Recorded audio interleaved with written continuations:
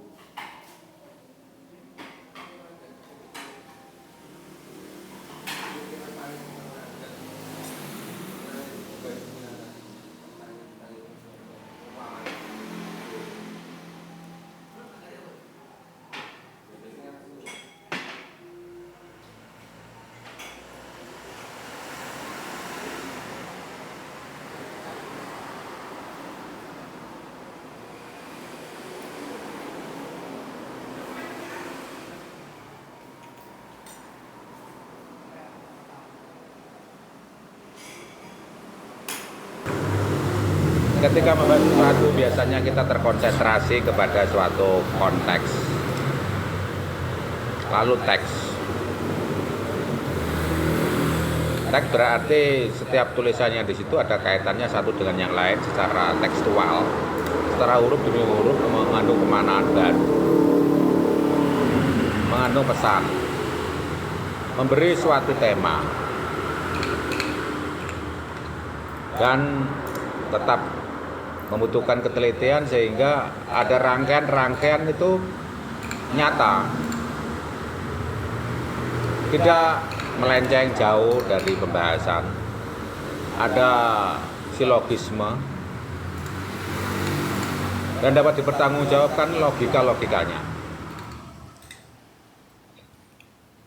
Namun permasalahannya orang itu bebas untuk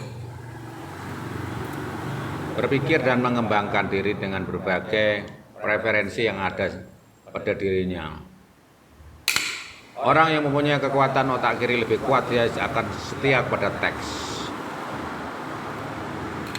Dan dia tidak mau diseret jauh dari teks yang sudah diungkapkan, dari sebab akibat, perlawanan, pertautan,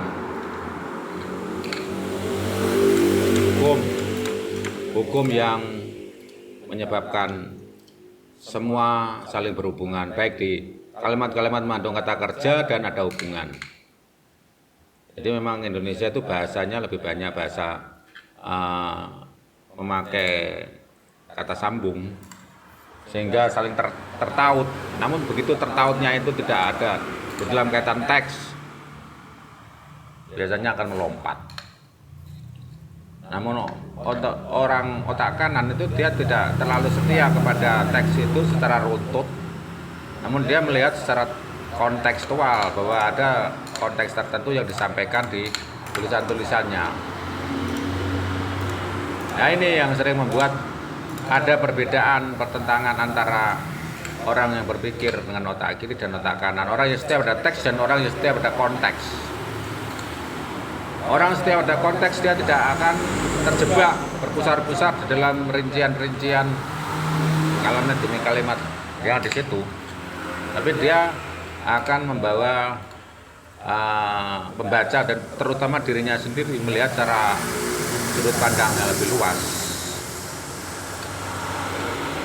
Sehingga apapun sebetulnya dapat dikaitkan di situ di dalam teks, karena dia melihat secara garis besar dan intuisinya lebih bermain daripada orang yang memakai kesetiaan teks. Intuisi orang yang kontekstual itu lebih bermain. Dia di sini kalau memakai hukum strukturalisme Gaston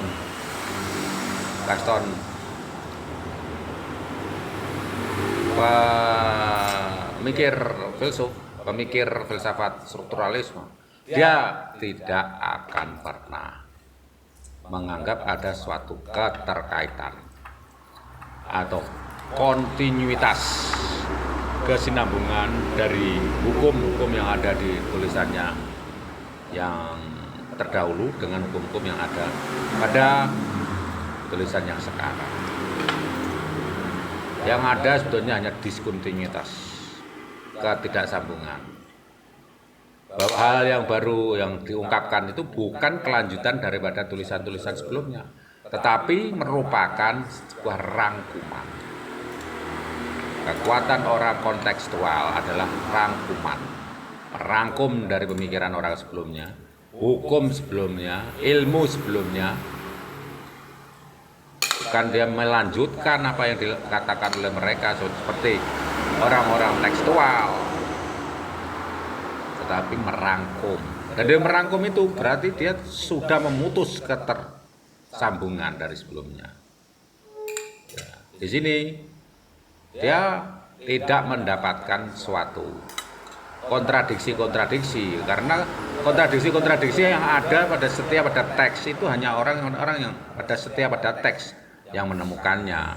Dalam setiap teks hubungan antara kata, frase, kalimat, paragraf, karangan utuh, itu yang ditemukan kontradiksi-kontradiksi di situ di dalam karangan yang utuh secara tekstial. Tetapi ketika orang lebih setia pada konteks, dia tidak demikian. Dia tidak menemui kontradiksi-kontradiksi yang runtut semacam itu, tapi dia justru mengalami sendiri, mengalami berikutnya, karena yang dibuat adalah rangkuman dari karya sebelumnya, rangkuman dengan penafsiran baru dan mendapatkan penetrasi kekuatan internal dia untuk mewujud dalam suatu karya baru, bukan sekedar penerus, tapi dia adalah juga seorang kreator atau pencipta baru yang setia pada konteks. Dan dia mengalami sendiri kontradiksi-kontradiksi yang mungkin mirip dengan yang terlebih dahulu, tetapi ini justru bukan menemukan pada karya-karya yang terdahulu itu, tetapi dia menjumpai hal-hal yang ternyata merupakan kontradiksi dan kebetulan itu dialami sendiri. Tuh, makanya mengapa sekarang kita kok makan di sini lagi? Bukan berarti kita melanjutkan yang terdahulu. Makan tidak ada kaitannya. Yang terdahulu adalah terdahulu. Nah, sekarang di sini karena memang kita lapar dan sudah waktunya makan. Untuk melanjutkan perjalanan supaya mempunyai tenaga yang cukup sampai di tujuan dengan selamat. Makanannya juga berbeda sekarang. Kontradiksinya berbeda. Kalau biasanya dulu pada saat kondisinya sehat itu makan es teh, minum es teh pilihannya, atau minum es yang lain. Kalau ibu ini sukanya es. Kalau enggak minum es tuh rasanya gimana? Hambar katanya. Enggak segar. Jadi, tapi kalau bapak ini minum es hanya kalau sehat. Ya, kondisinya tubuh turun, ya dia minum es itu merupakan suatu kebodohan. Mudah jatuh sakit. Makanya pilihannya sekarang itu wedang itu ya air hangat, karena ini tehnya yang di wedang, jadi air teh hangat diminum. Ya, biasanya orang akan membedakan teh hangat atau teh panas, pesanannya yang mana. Kalau ternyata pesanan tidak sesuai dengan kehangatan yang diharapkan, jadi teh panas, ya mau tidak mau harus dibuka dulu, langsung disebul, ditiup, didamu, disebut itu bahasa Jawa, artinya didamu sama. Kalau bahasa Indonesianya ditiup. Nah ini secara tekstual bagaimana hubungannya semuanya ini dengan pernyataan saya? Kalau kita orang yang kaku, frigid pada pemikiran otak kiri, hanya berlandaskan hal-hal yang rinci, yang eksak, yang pasti, kita akan mati nganggur. Artinya apa? Mati kaku. Melihat orang lain berpikir secara kontekstual, berpikir secara umum, kita akan memunculkan perlawanan dan mungkin juga penghinaan. Orang ini omongannya kok selalu melebar, orang ini omongannya kok selalu kita memakai jendela jari, barangkali orang lain tahu tentang kita yang kita tidak tahu dan kita merasa tahu. Kita merasa tahu, kita tahu, tapi orang lain bisa melihat ternyata kita tidak tahu, dan kita juga merasa tahu atau merasa tidak tahu. Mungkin dia orang konteks akan melihat begitu terhadap kita, sehingga orang-orang yang berpikir tekstual dengan frigid, dengan otak kiri, hal yang berbau eksak, rumus-rumus matematis yang detail dan rinci, itu kaku. Dan itu terkadang oleh karena terlalu kaku, maka dia akan terlepas dari situasi secara umum yang menyebabkan hal itu terjadi, konteks. Begitu kira-kira. Ya, kata-kata kira-kira itu hanya pelemahan supaya kita memberi kebebasan untuk berpikir. Bahwa yang kita lakukan sekarang adalah proses berpikir dalam perjalanan.